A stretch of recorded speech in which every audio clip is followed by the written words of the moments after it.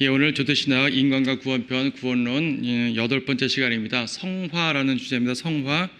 성화라는 것은 거룩할 성, 그러니까 거룩한 걸 말하는 거예요. 그렇다고 그냥 거룩함 자체를 말한다기보다는 거룩하게 되는 걸 말하는 거예요. 거룩하게 되는 과정, 거룩하게 하시는 분은 누구신가, 내가 거룩하게 되면 어떻게 되는 것인가, 이렇게 거룩하게 됨이라는 표현을 씁니다. 성화, 그렇죠? 성화라는 것은 변화된 성도의 특징이라고 그랬어요. 우리가 지난 시간에 거듭남, 양자됨 이런 내용들을 봤는데, 거듭남이라는 것은 변화된 본성이라고 그랬잖아요. 성령으로 인해서 새로운 본성이 생긴 거예요. 물론 나쁜 본성, 옛 본성도 존재는 하지만 새로운 본성이 생겼죠. 변화된 본성이 거듭남이에요. 그럼 칭의는 뭐라고 그랬죠? 변화된 상태. 변화된 상태예요. 그러니까 의인의 상태가 된 거죠. 죄인의 상태에서 의인의 상태가 됐어요. 그런데 여기 보면 거듭남이나 칭의는 구원에서 매우 중요한 용어들이 중요한 개념인 건 맞지만, 거듭남과 칭의는 외적으로 드러나요, 안 드러나요? 안 드러나잖아요. 내가 거듭났다는 것은 하나님께는 매우 중요한 변화인데 사람들은 몰라요. 여러분 구원받을 때 생각해 보세요. 구원받을 때 뭐 해가 바뀌었어요. 여러분 몸이 바뀌었어요. 친구 관계 바뀌었어요. 갑자기 머리가 좋아졌어요. 갑자기 헌신하게 됐어요. 그런 거 아니거든요. 외적으로는 변화가 안 됐어도 본성이 변화되고 상태가 변화된 거예요. 내적인 상태입니다. 그런데 성화라는 것은요, 현실적으로 삶의 변화를 보여주는 거예요. 물론 성화도 내적 성화가 있고 외적 성화가 있고 다양하게 설명할 수 있지만, 그래도 성화라는 것은 변화된 삶을 보여주는 것과 연관되어 있습니다. 내가 거룩하게 됐는데, 하나님 앞에 거룩하게 됐는데 사람들이 나를 거룩한 상황으로 보지 않게 되면 소용이 없잖아요. 예전에 맨날 죄만 짓던 사람이 여전히 죄를 지으면서 난 거룩하게 됐어. 이게 말이 안 되죠. 그래서 거듭남이나 칭의, 심지어 양자됨 같은 경우도 외적으로 드러나지 않고 내적인 부분입니다. 그러나 성화는 외적인 부분을 포함하고 있어요. 그래서 성화는 구원론에 관한 다양한 주제 중에서 가장 실제적인 부분이라고 말할 수 있겠습니다. 그래서 성화를 의롭게 된 삶의 열매라고도 말하죠. 삶의 열매를 내야 돼요. 성령의 열매를 맺어야 되지 않겠어요? 난 성령을 받았는데 성령의 열매를 전혀 맺지 못하게 되면은 소용없는 거죠. 자, 거룩이라는 말의 기본 개념을 제가 자주 말씀드렸는데, 거룩이라는 말의 기본 개념은 분리예요. 분리. 세상에서 분리됐기 때문에 거룩한 겁니다. 똑같이 있으면서 거룩할 수가 없어요. 그러니까 성경적으로 말하게 되면 하나님을 위해서 구별해 놓는 것을 거룩이라고 말해요. 세상과 섞이면 거룩이 아닌 거죠. 구약에는 어떤 것이 거룩했습니까? 성막이 거룩했죠. 성전이 거룩했죠. 성막의 기구들이 거룩했어요. 성막의 기구들, 똑같은 그릇이라고 하더라도 말입니다. 똑같은 부집개라고 해도 말입니다. 불쏘시개라고 해도 말입니다. 민간에서 쓰는 그릇과 성막에서 쓰는 그릇이 달라요. 단지 성막의 그릇은 금을 입혔기 때문에 다른 거 아니에요. 왕궁에도 금 입힌 그릇 있잖아요. 더 예쁘고 더 멋있는 그릇이 있단 말입니다. 하지만 얘는 구별되지 않은 거고 얘는 구별된 거란 말이에요. 거룩한 겁니다. 심지어 성막에서 보게 되면은 향을 피우기 위해서 향료를 만드는데, 이거가 똑같은 방식으로 민간에서 향료를 만들지 말라 그랬어요. 백성도 향료를 만들어서 쓸 수 있잖아요. 하지만 성막의 것과 같이 만들지 말라 그랬습니다. 뭐든지 하나님의 것은 구별시킵니다. 사람도 마찬가지죠. 제사장, 레위인, 구별된 사람이에요. 똑같이 밥 먹고 똑같이 이 삶을 유지하지만 그들은 다른 삶을 사는 거예요. 하나님께서 특별히 다르게 분리해서 주님의 일을 위해 따로 떼어놓은 사람들이죠. 나시린 같은 경우도 거룩한 사람들이잖아요. 그 사람들은 레위인도 아니고 제사장 업무를 수행하지 않지만 특별히 헌신함으로 말미암아 세상과 구별된 사람이라는 그 특징을 보입니다. 헌물도 마찬가지죠. 주님께 무엇인가를 바쳤으면 함부로 다시 가져가면 안 되는 거죠. 이건 주님께 거룩해진 부분이기 때문에 안 되는 거예요. 똑같은 돈이라도 내 지갑에 있을 때와 하나님께 바쳤을 때는 다르게 되는 겁니다. 거룩한 돈이 되는 거예요. 구약이 그랬다는 얘기죠. 이스라엘 민족 자체도 거룩한 민족, 분리된 민족, 구별된 민족이니까. 그럼 신약에서 무엇이 거룩한 겁니까? 성도들이 거룩하죠. 이 건물이 거룩하지 않아요. 건물은 성전이 아니죠. 하지만 우리가 이 건물에서 모여서 예배 드리는 동안은 거룩한 곳인 거예요. 건물 자체가 거룩해진 것이 아니라 거룩하게 우리가 사용하는 거잖아요. 우리가 이제 여차여차해서 건물을 떠났어요. 이사 갔어요. 여기 뭐가 들어올 줄 알아요? 여기에 거룩한 곳이 있으란 법이 없잖아요. 회사가 들어올 수도 있고 공장에 들어올 수도 있고 모른단 말입니다. 관여할 수 없죠. 그래서 이것은 건물은 절대 거룩하지 않다. 성도들이 거룩한 거다. 혹은 좀 확장해서 말하게 되면 하나님의 사역이 거룩한 것이다. 성도들이 다양하게 하나님을 위해서 행하는 모든 사역들은 그 자체로 거룩한 사역들입니다. 구별된 것이기 때문에. 그래서 이제 여러분 기도하실 때 대표 기도하시는 분들도 오늘 말씀에 기름 부어주셔서 이런 표현도 하잖아요. 구별해달란 말이죠. 제 목소리는 여기서 말하나 밖에서 사람들 만나고 말하나 제 목소리는 똑같아요. 하지만 여기서 말씀 전할 때는 거룩한 일이 되는 거죠. 그렇게 구별됩니다. 그러니까 이제 거룩이라는 단어 뜻을 설명드린 겁니다. 제가 말하는 것은 오늘 말한 주제는 거룩이라는 개념을 말하는 것이 아니라 이런 기본 개념을 가지고 우리가 그럼 거룩하게 되었을 때 어떤 모습이 되어야 되느냐 이걸 말씀드리는 거예요. 자, 성화의 주체, 누가 우리를 성화, 거룩하게 만들어 주시죠? 하나님입니다. 하나님인데 당연한 건데 성부 하나님, 성자 하나님, 성령 하나님 모두가 성화에 대한 언급을 하고 계셔요. 그래서 아버지 하나님, 아들 하나님, 성령 하나님 모두 우리를 거룩하게 하시는 주체시구나 알 수 있죠. 데살로니가 전서 5장 말씀. 화평의 하나님 바로 그분께서 너희를 온전히 거룩하게 하시고 너희의 온 영과 혼과 몸이 우리 주 예수 그리스도께서 오실 때까지 책망할 것이 없이 보존되기를 하나님께 기도하노라. 뒤의 내용은 뒤의 내용이고 앞부분에서 뭐라고 되어 있습니까? 화평의 하나님 바로 그분께서 너희를 온전히 거룩하게 하시고. 자, 누가 우리를 거룩하게 한다고요? 하나님께서 우리를 거룩하게 하신 분입니다. 성경에서 별도로 말하지 않으면 그냥 하나님 할 때는 아버지 하나님을 말하죠. 에베소서 5장에서는 아들 하나님, 아들께서 예수님께서 우리를 거룩하게 하신다고 말씀하죠. 에베소서 5장 26절 교회를 거룩하게 하시는 분입니다. 이는 그가 교회를 말씀에 의한 물로 씻어 거룩하게 하시고 깨끗게 하사. 여기서 그가 누구예요? 그는 그리스도죠. 바로 위에 25절에서 남편들아 너희는 자기 아내를 사랑하되 그리스도께서 교회를 사랑하셔서라고 말합니다. 문맥적으로 26절에 그는 25절에 그리스도를 말하죠. 그러니까 그리스도께서 교회를 거룩하게 하십니다. 성령님도 거룩하게 하시는 주체셔요.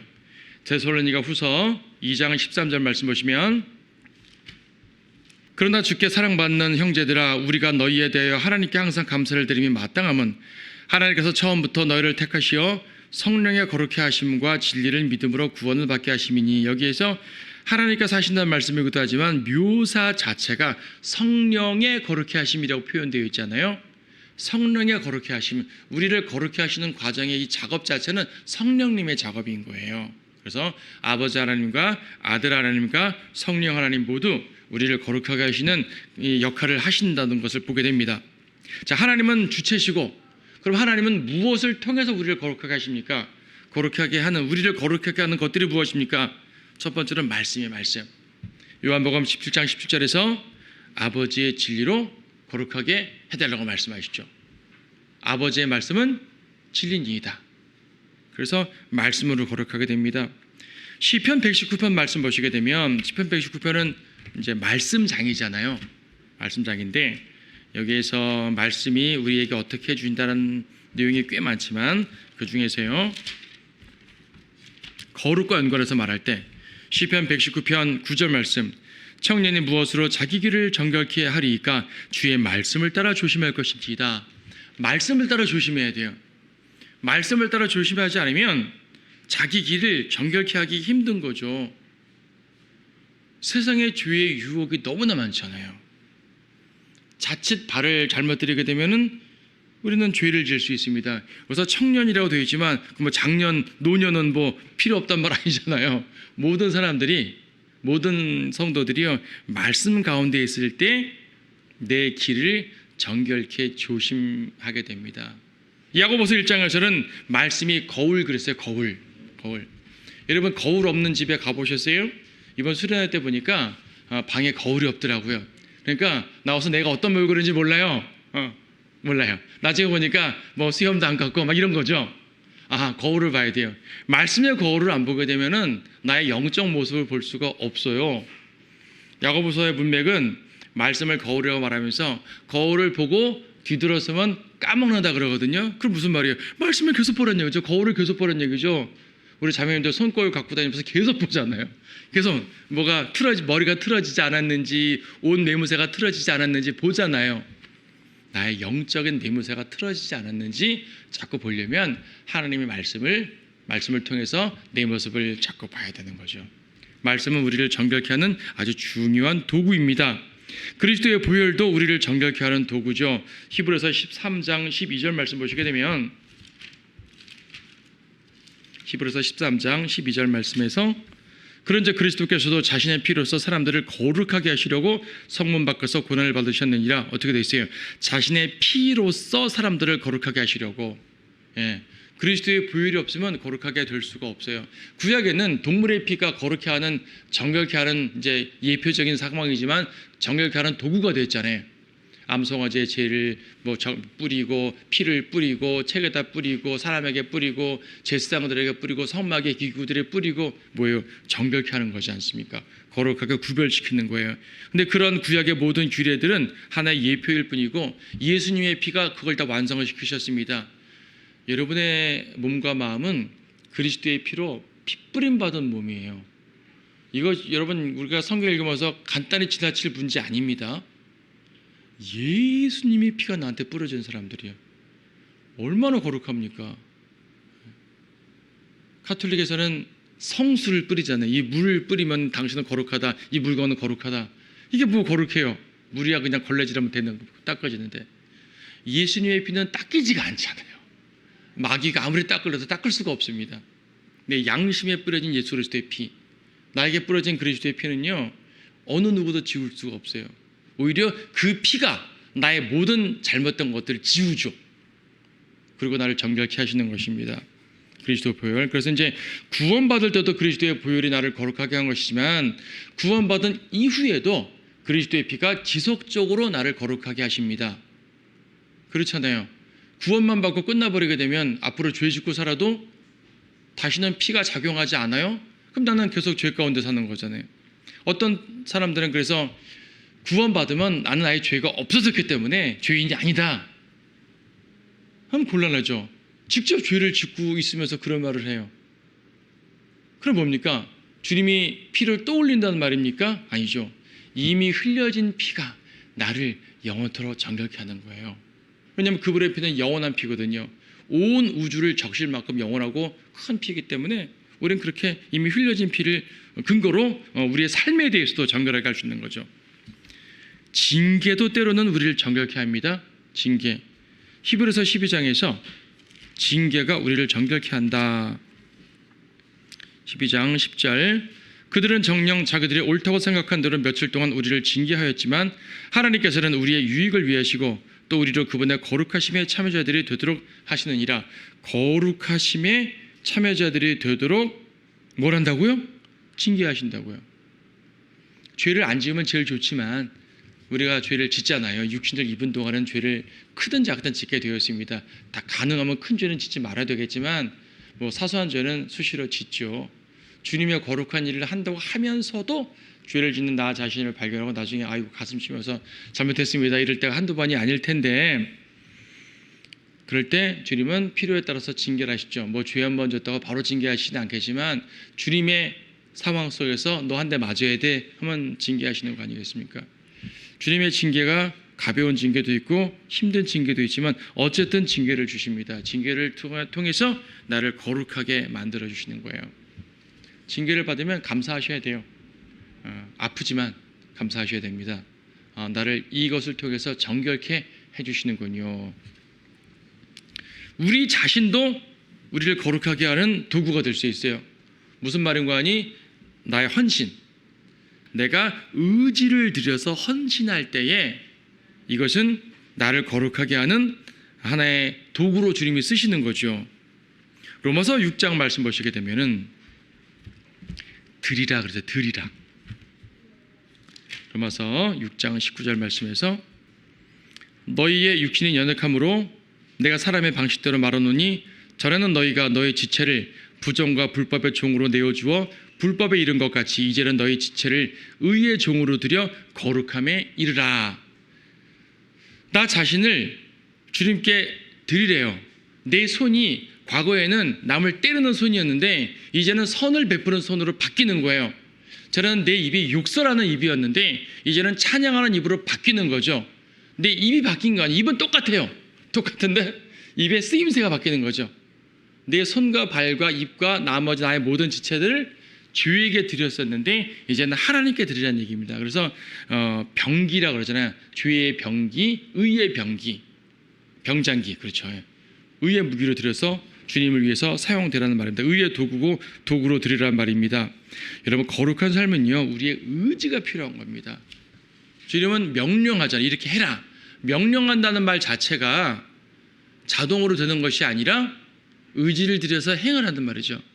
군대에서 명령합니다. 기상 몇 시 일어나, 훈련 가, 총 쏴. 이건 내가 자동으로 총 쏴지는 게 아니잖아요.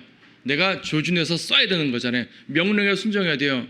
뛰려면 뛰어야 되는 것이고 싸우려면 싸워야 되는 것이요. 이거는 명령에 복종하는 나의 의지죠. 헌신은 자동으로 되는 게 아닙니다. 거룩도 자동으로 되는 것이 아닙니다. 데살로니가 전서 4장에서는 거룩은 하나님의 뜻이라 그랬어요. 하나님의 뜻이라는 말은요, 주님의 뜻이니까 자동적으로 되지가 아니라 주님의 뜻에 맞게 수행해야 된다는 말이에요. 여러분, 데살로니가 전서 4장 3절 보세요. 하나님의 뜻은 이것이니 곧 너희의 거룩함이라. 자, 칼빈주의자가 이 말을 보면 어떻게 될까요? 하나님의 뜻은 우리의 거룩함이다. 우리가 거룩하게 되는 게 주님의 거룩한 뜻인데 나를 거룩하게 만들어 주시겠지. 나를 거룩하게 해주실 거야. 주님의 뜻인데 뭐. 이렇게 볼 수 있겠죠. 예정론에 따르면. 근데 그것이 아니라 이어지는 문맥을 보세요. 하나님의 뜻은 너희의 거룩함인데 그 다음부터는 자동적으로 되는 것이 아니라 명령을 하잖아요. 너희는 음행을 삼가고 너희 각자가 거룩함과 존귀함으로 어떻게 자기 자신의 그릇을 소유하는가를 알며 하나님을 모르는 이방인들과 같이 세욕에 빠지지 말고 어떤 문제에 있어서도 정도를 지나쳐 자기 형제를 속이지 말라. 명령 아니 명령. 그렇죠. 명령이에요. 우리가 거룩하게 되는 것이 하나님의 뜻이기 때문에 자동적으로 거룩하게 해준다는 것이 아니라 하나님의 뜻에 맞게 행하라 그 말입니다. 내 뜻이 이건데 왜 너희들은 내 뜻을 지키지 않느냐라고 말씀하시는 거예요. 거룩은 우리의 의지가 필요합니다. 거룩의 삶에는 하나님의 뜻을 따라서 죄에서 떠나 거룩을 추구하는 삶을 살라. 그런데요, 사실 아는 게 아니라 자동적으로 이루어지는 부분도 없지 않아 있어요. 그게 바로 성화의 시기, 과거, 현재, 미래를 말할 때 말하는 것인데 과거적 성화와 현재적 성화와 미래적 성화가 있습니다. 과거적 성화는 언제 이루어졌냐면은 우리가 예수님을 믿을 때 이미 이루어졌어요. 히브리서 10장 10절 말씀 보시게 되면요. 히브리서 10장 10절에서 그 뜻에 따라 모든 사람을 위하여 한 번 예수 그리스도의 몸을 들이심으로 우리가 거룩하게 된 것이라. 예수님께서 희생하심으로 우리를 거룩하게 하셨다 그래요. 주님께서는 우리의 거룩을 위해서 죽으셨고 그래서 우리는 회심과 동시에 거룩하게 된 거예요. 고린도전서 6장 11절에서 전과 후가 나옵니다. 고린도전서 6장 11절. 너희 가운데도 이런 일을 행하였던 자들이 더러 있었으나 너희가 주 예수의 이름과 우리 하나님의 영으로 씻음을 받았고 거룩하게 되었으며 과거형 되었다. 의롭게 되었느니라. 과거에 우리는 죄인이었는데 주님의 피로 말미암아 예수님의 이름으로 말미암아 우리는 거룩하게 되었다. 그렇죠? 구원받는 거, 예수님을 믿는 것은 내가 의지로 영접해야 되는 건 맞지만 내가 의지로 주님을 영접하는 순간 주님께서 나를 거룩하게 해주시는 것이요. 내 행실이 바뀌지 않아도 거룩했어요. 나는 여전히 죄를 짓거든요. 근데 하나님의 관점으로 거룩한 거예요. 세상 사람들 앞에 거룩하게 보여지는 건 둘째치고 하나님의 관점으로 거룩한 거라고요. 나는 새까만 사람인데 그리스도의 흰옷을 입었단 말이죠. 하나님께서 흰옷을 보고 거룩하게 여겨주시는 것이지 흰옷을 들추고 새까맣네 이거 아니란 말이죠. 주님께서 나를 거룩하게 여겨주시는 것이기 때문에 이미 나는 구원받는 순간 나의 노력과 관계없이 거룩하게 된 거예요. 여러분, 구원만 받으면 자동적으로 거룩하게 되는 거예요. 근데 현재적 거룩은 자동이 되는 게 아니란 말이죠. 우리가 말하는 게 현재적 거룩이 이제 가장 중요한 겁니다. 과거적 거룩은 사실 칭의 한마디로 설명할 수도 있어요. 칭의라든지 양자됨이나 거듭남 다른 걸로 설명해도 돼요. 성화에서 과거적 성화 몰라도 돼요. 솔직히 말해서 이미 다 이루어진 거거든요. 하지만 성화를 말하는 주제에서 가장 현실적인 것은 현재적 성화를 말하는 거예요. 현재적 성화는 과정이거든요. 거룩하게 되는 과정이에요. 아까 조금 전에 데살로니가전서 4장도 읽었지만 하나님의 뜻은 성도의 거룩한 삶입니다. 이미 구원받아서 나이가 죽으면 하늘로 데려가시겠지만 살아있는 동안 거룩한 삶을 살라는 거예요. 왜 살라 그러겠어요? 어차피 죽으면 하늘나라 데려갈 텐데 왜 굳이 이 땅을 살면서 거룩한 삶을 살라고 하겠죠? 이유가 뭐죠? 그리스도인임을 드러내라는 거예요. 우리의 삶을 통해 그리스도를 현현시키라는 거예요. 제가 자주 말씀드리지만 우리는 성경을 통해 그리스도를 보지만 세상은 우리를 통해 그리스도를 봐요. 우리가 거룩한 삶을 살지 않게 되면 무슨 그리스도인이라는 사람들이 저래, 이건 진짜 우리가 부끄러운 일인 거예요. 부끄러운 일. 그 사람 욕하면 안 돼요. 나 자신을 탓해야 되는 거지. 그래서 하나님께서 거룩한 삶을 살라고 지속적으로 요구하시는 것이고 우리는 하나님의 말씀의 거울을 통해서 말씀의 물을 통해서 지속적으로 나를 씻어야 되는 거예요. 그래서 현재적 성화는 우리의 현실적인 삶에서 아주 중요한 부분입니다. 우리는 이것 때문에 영적 싸움을 싸우는 거예요. 미래적 성화도 사실 내가 하는 거 아니에요. 이거야말로 자동적으로 되죠. 주님께서 오시게 되면 나는 변화됩니다. 여러분이 교회에서 찬송을 부르다가 휴가되면 제일 좋겠죠. 집에서 아침에 성경책 보다 휴가되면 참 좋겠죠. 복음 전하다 휴가되면 참 좋겠죠. 근데 만약에요, 친구들하고 나쁜 짓 했다가 휴가되면 휴가는 될 거 아니겠어요? 얼마나 부끄럽겠어요. 그리스도인이 있으면 안 될 곳에 있다가 휴가된다든지 하면 안 될 짓을 하다 휴가된다든지 휴가는 된단 말이에요. 구원받았으니까. 그러면 안 되잖아요. 그렇기 때문에 우리는 현재적 성화에 항상 신경 쓰고 살아야 되는 건데 미래적 성화는 어떻게든지 올라간단 말이에요. 가능하면 주님과 찬양하고 동행할 때 휴가 되길 제일 바라고 그렇게 되기 위해서 항상 주님과 동행하려고 우리가 힘쓰는 것뿐이고 주님은 어쨌든 그분의 성도들을 데리고 올라가실 때 우리를 완전히 그분의 몸처럼 만들어 주신다고 하잖아요. 요한일서 3장 2절에서 우리가 그분처럼 주님의 죄 없으신 거룩한 모습으로 변화되는 거죠. 아까 서두에 데살로니가전서 5장 23절을 보았지만 거기도 하나님께서 우리를 거룩하게 하신다고 말씀하셨습니다. 하나님께서 너희를 온전히 거룩하게 하시고 너희의 온 영과 혼과 몸이 우리 주 예수 그리스도께서 오실 때까지 책망할 것이 없게 보존되기를 하나님께 기도하노라. 이거에 사람들이 현재적 성화에 적용을 많이 하는데 사실 미래적 성화에 대한 모습이에요. 교리적으로는. 그래서 보존되기를 기도하노라. 기도한다는 표현을 쓰긴 했지만 주님께서 해주시는 것이거든요. 내가 내 영을 주님이 오실 때까지 거룩하기 위해서 뭘 해줘? 내가 내 혼을 주님이 오실 때까지 보존하기 위해서 뭘 하죠? 내가 내 몸을 주님이 오실 때까지 거룩하기 위해서 뭘 하죠? 물론 현재적 성화에 적용하려면 할 수 있죠. 그래 내가 우리의 몸을 죄로 내어주지 않고 지속적으로 의에 드리자 이렇게 할 수는 있겠지만 궁극적으로 우리의 영과 혼과 몸을 주님의 모습처럼 만들어주는 것은 주님이 하시는 거예요. 미래적인 상황이라고요. 올라가면 돼요. 자, 그러면 과거적 성화와 미래적 성화와 현재적 성화 중에 교리적으로는 과거와 미래가 제일 중요하겠지만 현실적으로는 뭐가 제일 중요해요? 현재적 성화가 중요하잖아요. 이게 우리가 지속적으로 주님을 위해서 세상과 싸워 나가야 되는 이유입니다. 자, 참고로 구원의 세 가지 시점도 말하잖아요. 과거적 구원, 현재적 구원, 미래적 구원. 성화도 비슷하게 적용이 되는 거예요.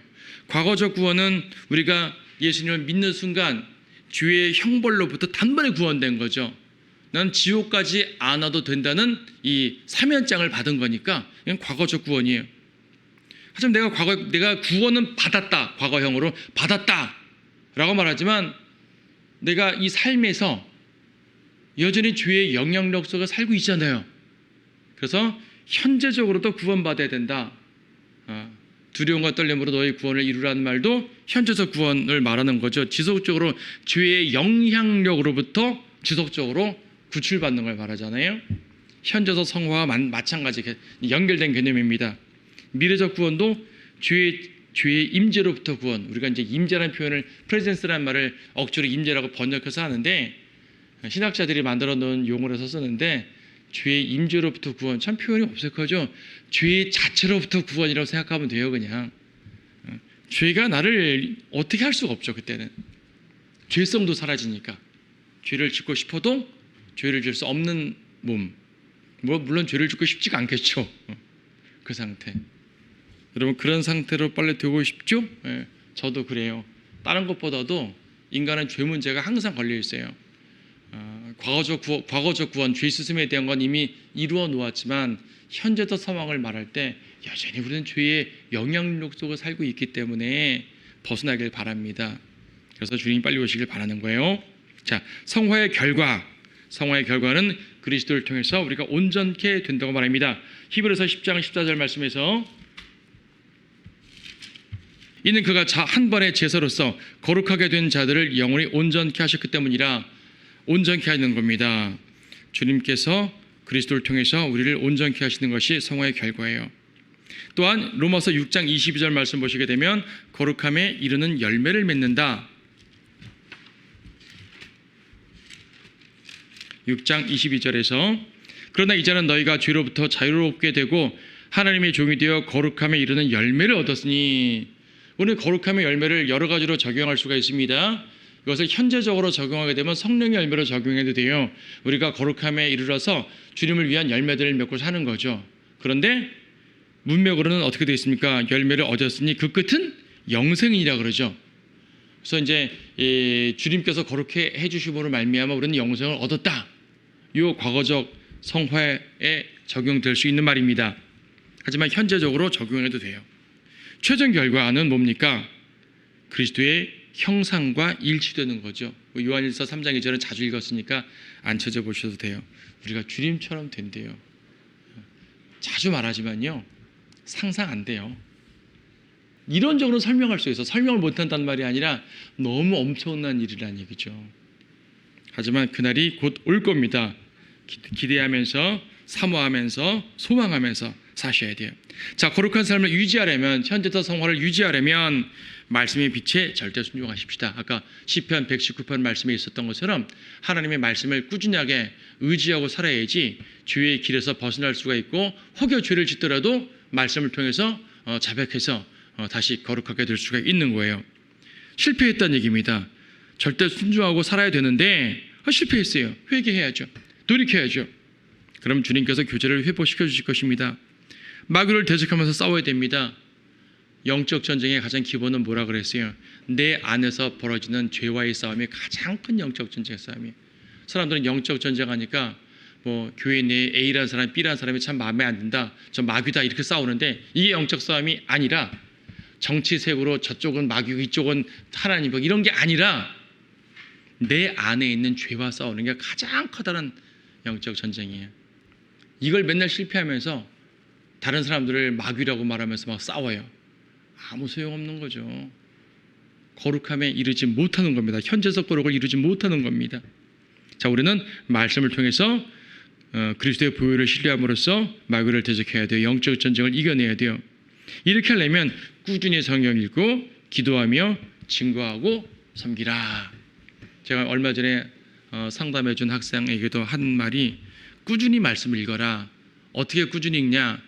우리가 읽다 보면 아직 신앙이 부족하다 보니까 하루에 몇 장씩 못 읽을 수도 있어요.